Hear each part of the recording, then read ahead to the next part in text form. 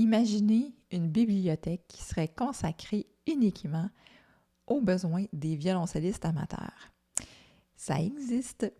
J'ai créé la Pratico Cellothèque, qui est en fait une barre de données dans laquelle j'ai vraiment compilé toutes les ressources que j'ai créées pour vous, pour vous aider à mieux jouer au violoncelle, à avoir plus de plaisir avec votre instrument. Donc, cette base de données compile autant les ressources payantes pour les membres que les ressources gratuites. Vous avez dans cette base de données de plus de 1000 ressources. Oui, plus de 1000 ressources, autant toutes les vidéos YouTube que j'ai fait, les podcasts, les articles de blog, les diverses formations aussi, les modules de formation, bref, tout est là au même endroit. Donc, je vous avais déjà parlé de ça il y a quelques mois pour vous présenter le concept, mais je suis allée plus loin encore cette fois-ci, en fait, dans la création d'un outil de recherche pour pouvoir parcourir les différentes ressources. Parce que c'est bien beau d'avoir toutes ces ressources-là à votre disposition, encore faut-il pouvoir les exploiter, s'en servir. Alors, comment faire tout ça? Vous vous rendez sur le site web de praticocello.com et dans l'onglet gratuit ici, vous avez plein de ressources pour vous d'ailleurs là, qui sont à votre disposition en tout temps.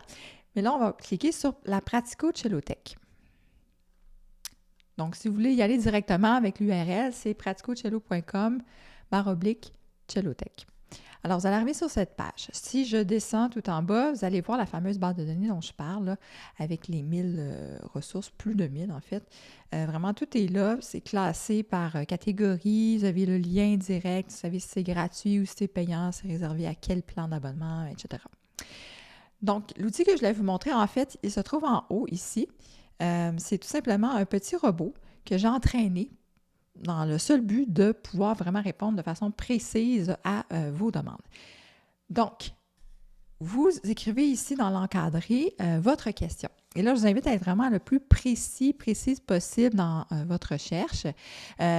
Si vous êtes plus large, le robot va vous trouver des réponses, mais ça risque d'être des réponses peut-être plus larges. Alors, si vous voulez vraiment cibler un sujet, que ce soit le vibrato, votre posture, vous avez un inconfort, une douleur à quelque part, vous voulez améliorer votre justesse, votre rythme, donc vous l'écrivez ici dans l'encadré.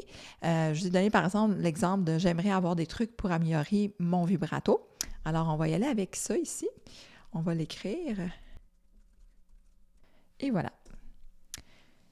On va voir qu'est-ce que le robot va nous répondre. Donc, sur le sujet du vibrato, il a sorti 3 ressources qui pourraient être utiles pour vous. Donc, ce sont des vidéos, en fait, qui sont sur YouTube. Donc, introduction au vibrato, exercice de base, vibrato violoncelle, exercice simple pour apprendre. Êtes-vous prêt à apprendre le vibrato? Donc, 7 prérequis avant de vous lancer. Donc, ça, c'est sur un sujet.